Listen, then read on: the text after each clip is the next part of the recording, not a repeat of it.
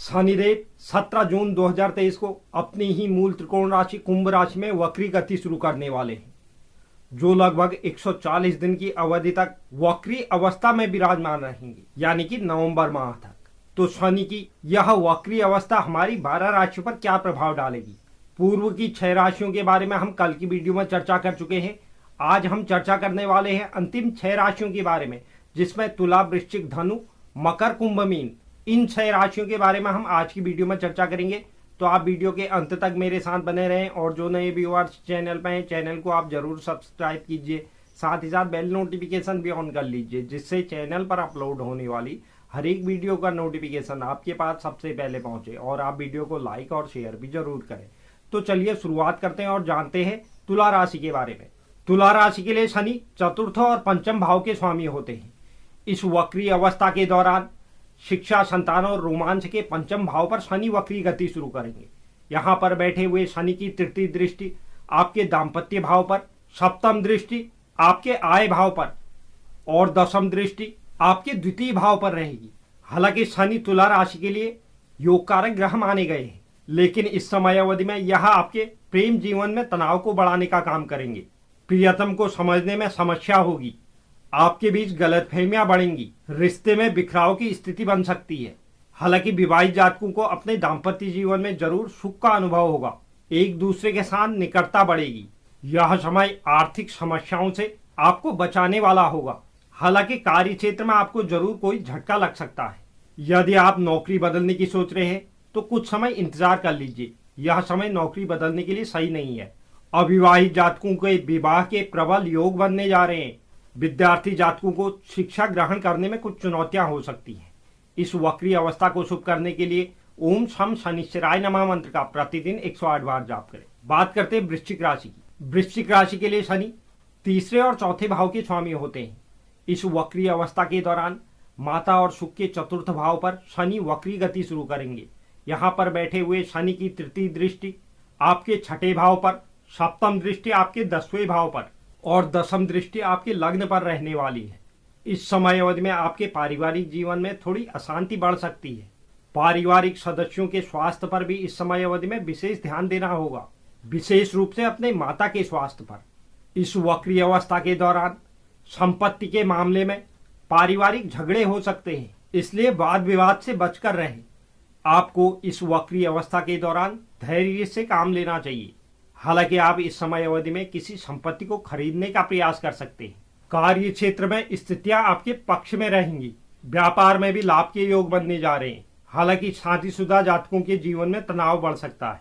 रिश्तों में भी इस वक्री अवस्था का बुरा प्रभाव रहेगा। हालांकि आप अपनी समझदारी के कारण इन चुनौतियों से लड़ने में कामयाब रहेंगे।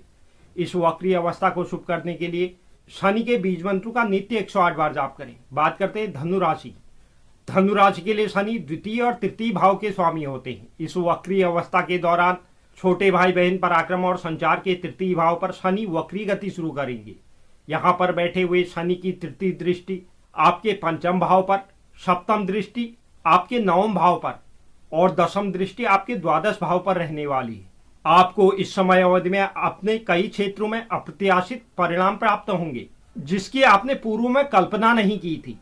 कार्य क्षेत्र में आपके सहकर्मी आपका भरपूर समर्थन करेंगे। आपके अपने दोस्तों के साथ संबंध मधुर रहेंगे। व्यापार और कार्य क्षेत्र में भी आपको सफलता प्राप्त होगी। हालांकि भाई बहनों के साथ तनाव की स्थितियां बढ़ सकती हैं। इस समय अवधि के दौरान आपको अपने माता पिता के स्वास्थ्य पर विशेष रूप से ध्यान देना चाहिए। शनिदेव आपके लिए छोटी मोटी यात्राओं के भी योग बनाएंगे। आपको भाग्य की कृपा भी समय समय पर मिलती रहेगी, जिससे आपके रुके हुए कार्य बनेंगे। विद्यार्थियों के लिए शिक्षा क्षेत्र में अच्छे परिणाम प्राप्त होंगे। इस वक्री अवस्था को शुभ करने के लिए शनिवार के दिन काली चीजों का दान करें। बात करते हैं मकर राशि। मकर राशि के लिए शनि लग्न भाव और द्वितीय भाव के स्वामी होते हैं। इस वक्री अवस्था के दौरान वाणी, कुटुंब और संचित धन के द्वितीय भाव पर शनि वक्री होंगे। यहाँ पर बैठे हुए शनि की तृतीय दृष्टि आपके चतुर्थ भाव पर, सप्तम दृष्टि आपके अष्टम भाव पर और दशम दृष्टि आपके एकादश भाव पर रहने वाली है। इस दौरान आपको अपनी वाणी पर नियंत्रण रखना बहुत आवश्यक है, क्योंकि आप इस समय अवधि में स्पष्ट या कड़वा बोल सकते हैं, जो लोगों को हजम नहीं होगा। आपको न केवल निजी जीवन में बल्कि बाहरी जीवन में भी इसका ध्यान रखना होगा। आर्थिक मोर्चे पर यह वक्री अवस्था आपको अच्छे परिणाम देने वाली है। आपके बैंक बैलेंस में इस समय अवधि में बढ़ोतरी देखी जाएगी। अगर आप किसी संपत्ति को बेचने के लिए लंबे समय से प्रयास कर रहे थे और वह नहीं बिक रही थी, तो इस समय अवधि में आपको उसमें भी सफलता प्राप्त हो सकती है। पूर्व में किए गए निवेश से आपको अचानक से धन लाभ हो सकता है। आप इस समय अवधि में हो सकता है किसी संपत्ति पर निवेश भी करें। हालांकि इस दौरान आपके परिवार के सदस्यों में तालमेल में कमी देखी जाएगी। जीवन साथी के स्वास्थ्य समस्याओं के भी योग बनने जा रहे हैं। पारिवारिक सुविधाओं पर बढ़ोतरी होगी। प्रेम संबंधों के लिए समय अच्छा रहेगा। इस वक्री अवस्था को शुभ करने के लिए नित्य हनुमान चालीसा का पाठ करें।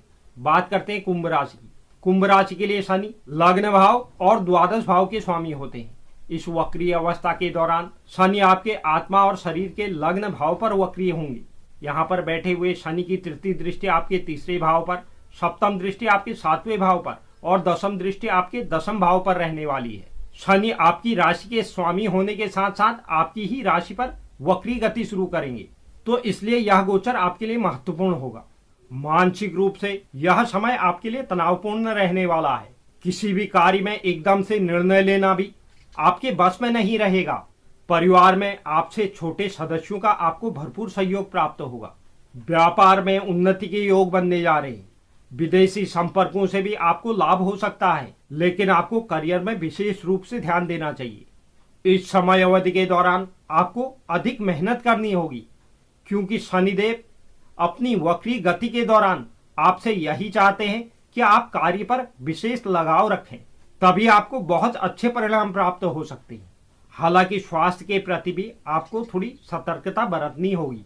दाम्पत्य जीवन में आपके तनाव बढ़ने वाला है, इसलिए समझदारी से काम लें। इस वक्री अवस्था के दौरान व्यापारी जातकों को लाभ की प्राप्ति होगी।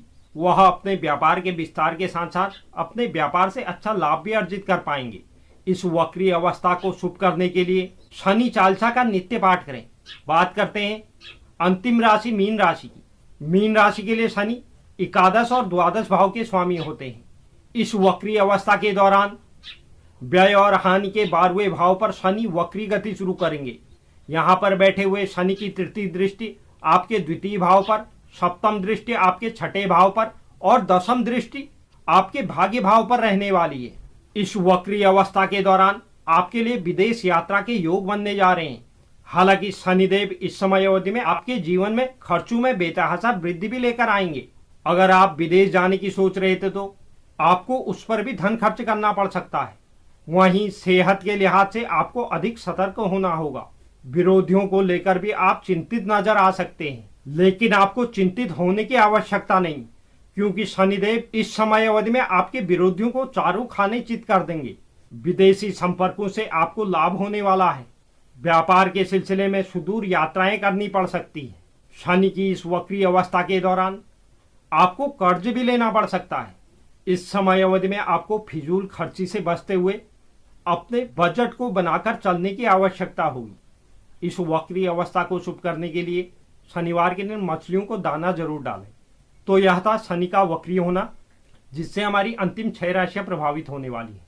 उम्मीद करता हूं यह जानकारी आपको पसंद आई होगी। जो भी दर्शक चैनल पर नए हैं, चैनल को आप जरूर सब्सक्राइब कीजिए, साथ ही साथ बेल नोटिफिकेशन भी ऑन कर लीजिए, जिससे चैनल पर अपलोड होने वाली हर एक वीडियो का नोटिफिकेशन आपके पास सबसे पहले पहुंचे। और आप वीडियो को लाइक और शेयर भी जरूर करें। धन्यवाद।